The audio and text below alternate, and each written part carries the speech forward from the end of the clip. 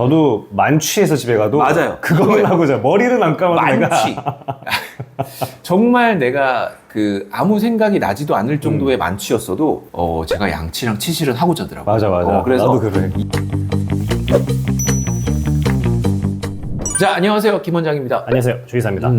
오늘은 지난번에 얘기했던 뭐 크라운 뭐 이런 거에 이어서 예방적인 진료, 왜 예방적인 진료를 자꾸 얘기를 하느냐 이런 거에 대해서 얘기를 하고 싶고 또 예방적인 진료의 대표적인 것들이 뭐가 있는지 그런 것들을 같이 얘기를 했으면 참 좋을 것 같습니다. 일단은 치과가 예방이 중요하다, 검진이 중요하다 이렇게 말씀드리는 이유가 뭐냐면 치아는 경조직이기 때문에 한 번 문제가 생기면 이걸 해결하기가 굉장히 좀 어려워요. 그쵸. 뼈는 금 가거나 이러면 스스로 붙잖아요. 맞아. 근데 치아는 그런 기능이 없다 보니까 금 가거나 이래 버리면은 치아를 회복시키기가 되게 어려워요. 그러니까 이게 완전한 회복으로 들어간다기보다는 보철이나 이런 걸 통해서 부분적인 회복을 시켜주는. 땜빵이네. 그렇죠. 그러니까 그런 진료로 들어갈 수밖에 없는 게 치과적 진료예요. 그러다 보니까 항상 말씀드리는 게 그런 진료 들어가기 전에 미리미리 예방하세요.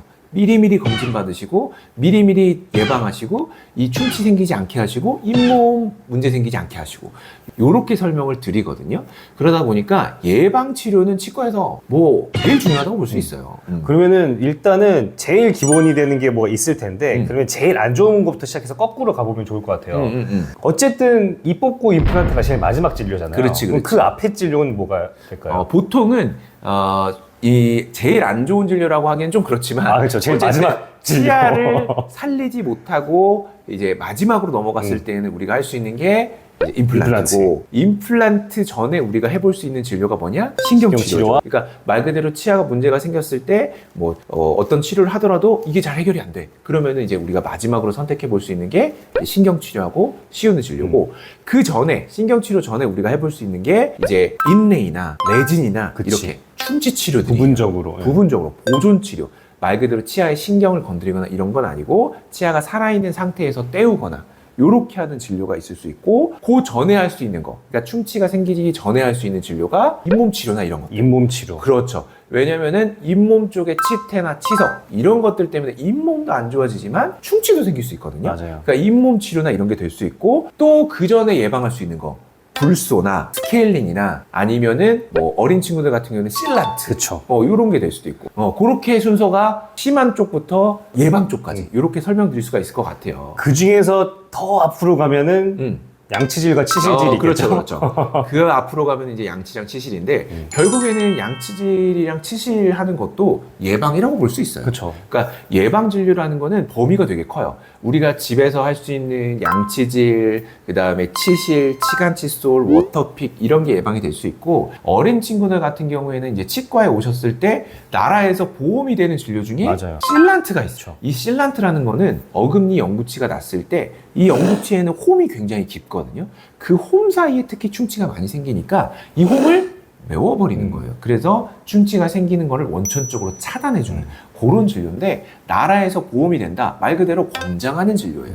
이런 진료는 해주시는 게 좋아요. 맞아요. 네, 이거는 거의 그 예방 효과가 매우 높다라는 게 판정이 돼서 나라에서 보험이 되는 그런 진료다 보니까 실란트 같은 거 꼭 해주시는 게 좋고 그다음에 또 불소 어린 친구들 같은 경우에도 그렇지만 어느 정도 성인도 치아가 좀 약하거나 아니면 충치가 잘 생기는 분들 계세요. 맞아. 선천적인 게 굉장히 많이 들어가기 때문에 그런 분들은 불소해주는 것도 아주 좋은 예방치료가 될 수 있어요.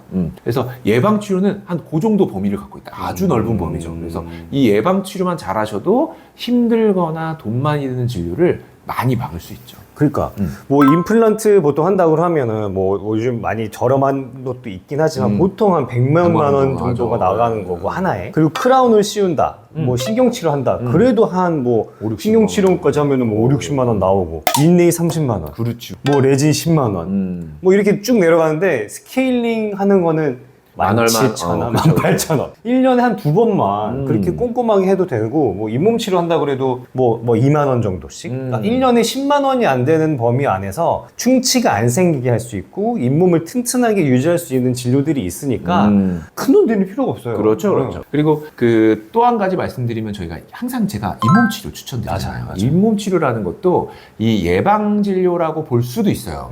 왜냐하면 이 잇몸 사이사이에 음식물이 끼고 잇몸 사이사이에 플라그, 치태, 치석 이런 것들이 쌓이게 되면 첫 번째, 잇몸이 붓기 시작합니다. 잇몸이 붓는다 안에 염증이 생긴 거거든요. 피도 나고 이러면서 염증 물질이 점점 방출되면서 뼈는 점점 녹고 뼈가 녹는다 잇몸도 퇴축돼요. 그렇게 되면은 치아 사이 공간이 넓어져요. 음식물은 더 껴요. 그치. 이런 식으로 악순환이. 악순환이 반복될 수 있기 때문에 잇몸 치료도 정말 중요해요. 잇몸 치료하시고 그다음에 스케일링 하시고 이런 것들도 꼭 필요한 치과 진료라고 볼 수가 있죠. 그러면은 가정에서 아니면 나의 실생활에서 할 수 있는 예방적인 뭐 치료라기보다는 나의 치아와 내 잇몸 건강을 위해서 할 수 있는 것들이 뭐가 있을까요? 뭐 가장 좋은 거는 일단은 양치질 잘하는 거죠. 양치질 잘하는 건데 저희가 식사를 하고 나서 바로 하면 괜찮아요. 아예. 바로 먹고 꿀떡 그다음 바로 하면 괜찮은데 그러지 않고 한 10분 20분 있다 한다 이러면은 구강 내에는 음식으로 인해서 굉장히 산성화되어 있는 상태예요. 그러다 보면은 양치질을 한 10분 20분 있다 하게 되면은 산성화된 상태에서 치아를 닦는다 치아가 마모될 수 있어요. 그래서 그런 경우에는 물로 충분히 헹궈낸 다음에 양치를 하시든지 아니면은 한두 시간 정도 차라리 있다가 입안이 중성화되면은 그때 양치하시는 게 더 좋을 수 있어요. 그래서 그것도 좀 생각해 보시면 좋을 것 같고 그다음에 치아를 부식시킬 수 있는 음식들 콜라 그다음에 뭐 과일 주스 이런 것들도 입안에 머금고 계시는 분들 맞아요. 진짜 좋지 않아요. 그래서 콜라나 이런 산도 있는 음식들이나 이런 것들도 웬만하면은 좀 피해 주시는 게 좋고 커피나 이런 것들도 너무 많이 드시거나 이런 것들은 치아에도 좋지가 않을 수 있어요. 구강내도 좀 건조시킬 수 있을 뿐더러 그래서 이런 것들 주의해 주시면은 평상시에도 치실치간 치수 잘 쓰시고 이런 것들 제가 앞서 말씀드린 것들 잘 해주시고 치과 오셔가지고 검진 잘 받으시고 하면은 아마 큰 문제 없이 구강관리 되지 않을까 그렇게 생각이 들어요.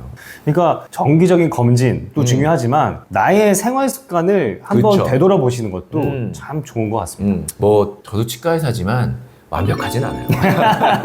그러니까 저도 이제 야간 진료나 이런 거 하게 되면은 이제 진료 도중에 이제 간단하게 빨리빨리 먹고 맞아. 이렇게 하다 보니까 식습관도 콜라도 많이 먹고 이렇게 하는데 저도 이제 습관을 고쳐야 되는데 그래도 제가 가진 습관 중에 제일 좋은 게 뭐냐면 자기 전에 양치랑 치실질을 꼭 잘 해준다는 거예요. 저도 만취해서 집에 가도 맞아요. 그걸 하고 자 머리를 안 감아도 만취. 정말 내가 아무 생각이 나지도 않을 정도의 만취였어도 제가 양치랑 치실은 하고 자더라고요. 맞아. 그래서 나도 그래. 이런 것들이 그나마 저는 습관이 좀 돼 있다 이렇게 생각이 들고 여러분들도 양치질이나 치실질 같은 경우는 꼭 해주시는 게 좋아요. 제가 예방진료 왜 한다고 했죠? 치과에서. 치과 진료는 한 번 안 좋아지면은 돌이킬 너무 수가 힘들어요. 없어. 돌이킬 수가 없는 진료들이 워낙 완벽한 회복이 어려운 경조직을 치료하는 진료이기 때문에 이런 것들은 예방진료 꼭. 자, 오늘 그래서 예방진료도 좀 알아봤고 잇몸 치료나 뭐 이런 것들에 대해서 전체적으로 좀 훑어봤는데 예방은 치과에서 정말 중요하다. 다시 한번 설명드리고 환자분들께서도 그 예방적인 습관들 이런 것들을 꼭 지켜주시는 게 본인 치아에도 좋지만 만약에 자녀가 계신다 자녀가 있다 이러면은 자녀한테도 꼭 보여주셔야 돼요. 맞아. 이게 어렸을 때의 습관 그 구강관리 습관이 꽤 오래 갑니다. 꽤 오래 가요. 꽤 오래 갑니다. 정신 차리기 전까지 가요. 네, 그렇기 때문에 여러분의 자녀를 위해서라도 맞아요. 꼭 이런 습관들 꼭 이루시고 예방진료 잘하시고 잇몸 관리도 잘하시고 이렇게 하셨으면 좋겠습니다. 네. 어쨌든 오늘 여기까지 마무리하는 걸로 하고요. 다음번에는 더 재밌는 주제로 찾아뵙도록 하겠습니다. 자, 안녕! 안녕.